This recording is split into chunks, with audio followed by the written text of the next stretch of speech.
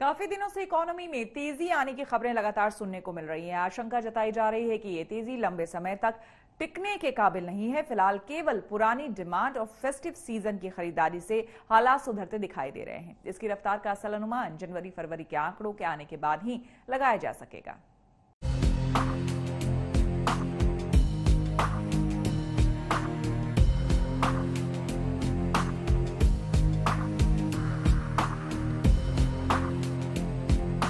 सितंबर के आंकड़ों, अक्टूबर में मिल रहे संकेतों, फेस्टिव सीजन में बढ़ती खरीदारी की खबरों ने हर तरफ अर्थव्यवस्था में तेजी के संकेत लाने का जोश दिखाया है। अप्रैल 2020 में लॉकडाउन के दौरान अर्थव्यवस्था जहां लुढ़क गई थी, वहां से कम इसने जोरदार वापसी की है। जिन 15 इंडिकेटर्स को रिसर्च एजेंसियां इकोनॉमी की रफ्तार का पैमाना मानती हैं, उनमें से 9 में रिकवरी दिखने लगी है, लेकिन अभी भी इनमें से 5 मुश्किल में फंसे हुए हैं। उद्योग संगठनों का मानना है कि टूरिज्म समेत तमाम सर्विस सेक्टर्स की हालत नाजुक है, इनको मदद की दरकार है। Support to the stress sector and the services sector, which contributes to 63% to India's GDP, has been affected severely by the pandemic, and the sector shrunk by around 24+%. So quarter on quarter in Q1 FY21, and the stretch sectors contributed a whopping 83+% again to this contraction. Not only has the contraction been very severe, the recovery in these sectors is also quite slower. दरअसल जिस तरीके से e commerce की record बिक्री के आंकड़े सामने आए हैं और इससे पहले भी जो संकेत मिले हैं, उससे इकोनॉमी के पटरी पर लौटने की बात कही जाने लगी है। सितंबर में जीएसटी के ई वे बिल, बिजली, पेट्रोल और डीजल में रिकवरी से अर्थव्यवस्था में तेजी के संकेत मिले। इसके अलावा ऑटो उत्पादन के आंकड़ों से भी सेंटीमेंट को मजबूती मिली है। लेकिन क्या इस तेजी के जारी रहने की उम्मीद है? यही सवाल है जो तमाम जानकारों को परेशान कर रहा है। माना जा रहा है कि फेस्टिव सीजन के चलते तेजी का यह सिलसिला अगले 1 से 2 महीने तक जारी रहेगा।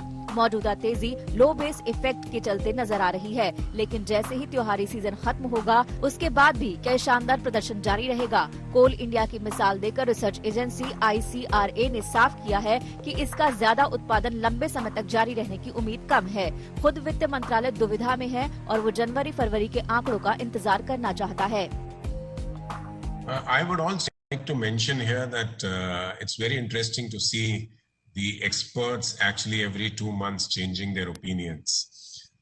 So initially we had this very dooms kind of a feeling which was being given to us, and it said that it will only go down, and suddenly the festivals have come and the economy is looking up a bit. So now the basic point which is being mentioned is that this is the pent up demand that is coming up, and we'll have to see what happens in January, February. हाल ही में RBI governor ने कहा था कि economy तेजी के दरवाजे की तरफ पहुंच गई है। वो भी जानते हैं कि दरवाजे के भीतर पहुंच गई है, कहना अभी जल्दबाजी होगा।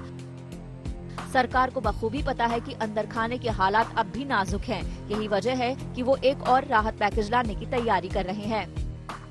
Not closed the option for another stimulus if it comes out to be, because every time we have announced one, it's been after a lot of consideration of inputs which have come from various different sections of society.